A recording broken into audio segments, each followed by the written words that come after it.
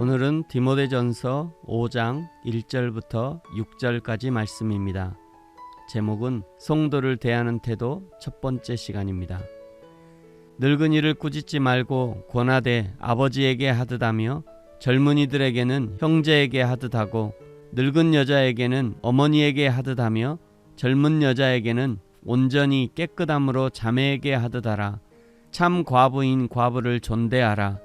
만일 어떤 과부에게 자녀나 자손들이 있거든 그들로 먼저 자기 집에서 효를 행하여 부모에게 보답하기를 배우게 하라. 이것이 하나님 앞에 받으실 만한 것이니라.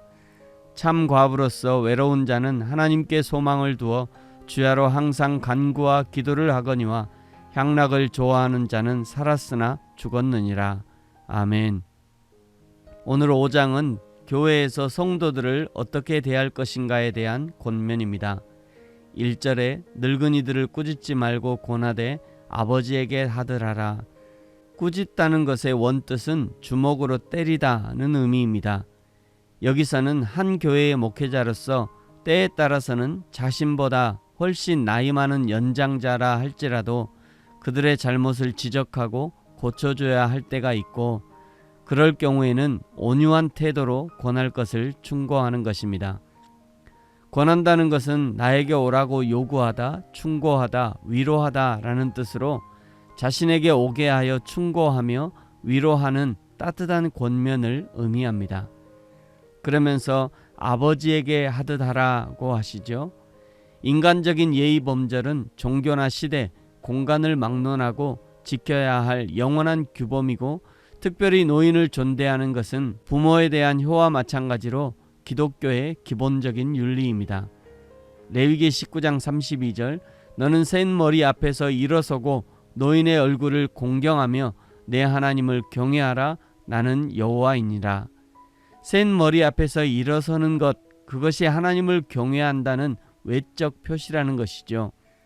노인을 공경하는 것, 그것이 하나님을 경외하는 외적 표시라는 것입니다. 사람들은 교회에서 직분을 만들어서 교회의 질서를 만들었지만 하나님은 나이라는 질서를 가정과 사회에 이미 세워주셨습니다. 나이는 하나님이 만들어주신 질서이고 직분은 사람이 만든 질서입니다. 그러므로 교회에서는 나이에 따른 질서를 존중할 수 있어야 합니다. 직분은 대접받기 위한 것이 아니라 직분은 섬기기 위한 것입니다. 목사의 직분을 갖고 있다 해도 자신보다 연장자를 무시하고 비하해서는 안 되고 또 자신이 나이가 어린 직분자라 해도 그 직분을 감당할 때는 겸손함을 잃지 않도록 해야 할 것입니다. 유교는 효를 강조하면서 돌아가신 분도 섬겨야 한다고 우상 숭배를 강조하지만 우리 기독교는 살아계신 부모님께 효를 다하고 그것이 여호와 하나님을 섬기는 것까지 연결되게 하라고 하십니다. 1절 하반절에 젊은이들에게는 형제에게 하듯하라고 하십니다. 교회 내에서 누구를 불문하고 형제라고 부르는 것은 하나님을 영적 아버지로 모시고 사는 교회의 구성 상태를 가장 적합하게 나타내는 단어입니다. 2절에서는 늙은 여자, 노인들을 말하는 것인데요. 어머니에게 하듯하고 젊은 여자에게는 온전히 깨끗함으로 자매에게 하듯하라고 합니다. 깨끗함이라는 것은 몸과 마음을 통틀어 아무 흠이 없는 상태를 말하는 것입니다. 육체적으로는 성적 욕망에 휩쓸리지 말라는 것이고 영적으로는 영적 노예를 만들어서 유린하지 말라는 것입니다. 요즘에 교회 내에서의 그루밍 범죄라는 말을 간간히 듣습니다.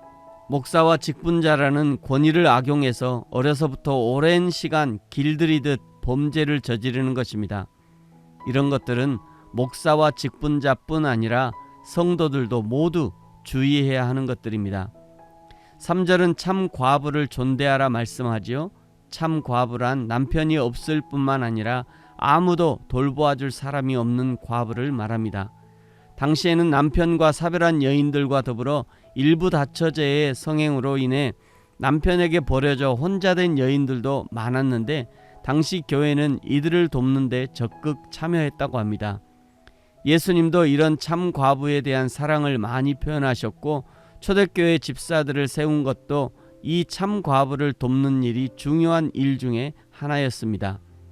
4절에 자녀나 손자들이 있다면 효를 배우게 하고 보답하게 해야 합니다. 5절 참 과부가 되어서 외로운 자가 있다면 그는 하나님께 소망을 두고 주야로 간구와 기도를 하면서 더욱 하나님과 가까이 하라고 권면합니다. 6절 참 과부된 자가 향락을 좋아하면 그는 살았으나 죽은 자라고 선언하죠. 육적으로는 살아있지만 그러나 영적으로는 죽은 것이라는 뜻입니다.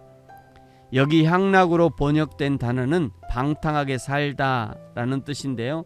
당시에는 사회 전체가 물질적으로 풍요롭지 못했고 직장을 잡아 생계를 해결할 기회도 거의 없었기 때문에 많은 과부들이 매춘둥이로 생계를 유지했다고 합니다. 바울이 여기서 이런 이야기를 한다는 것은 당시 교회 안에서 과부된 자들도 이런 유혹에 노출이 되어 있었다는 것을 알 수 있습니다. 그러므로 교회가 참 과부를 도와야 할 이유가 더욱 있는 것이죠. 바울이 디모데에게 편지를 썼던 AD 66년경의 상황과 지금의 상황이 다르지만 그러나 홀로 된 과부를 보호하고 어른을 존중하는 것은 바울의 때나 지금이나 변할 수 없는 진리에 속한 규범들입니다. 저와 여러분이 우리의 교회가 하나님의 말씀을 따라 서로 존중하고 배려하고 약자를 보호해 줄 수 있는 개인과 교회가 되어지기를 예수님의 이름으로 축복합니다. 아멘. 기도하겠습니다. 하나님 아버지 감사합니다. 하나님께서 친히 세우신 가정과 교회에서 부모 공경을 배우게 하시고 효를 배우고 실천할 수 있도록 우리를 지도하시고 부모를 공경함으로 여호와 하나님을 섬기는 도리를 배우고 전수할 수 있도록 축복하여 주옵소서. 교회가 참 과부된 자를 잘 돕고 위로할 수 있도록 축복하여 주옵소서. 감사합니다. 예수님의 이름으로 기도합니다. 아멘.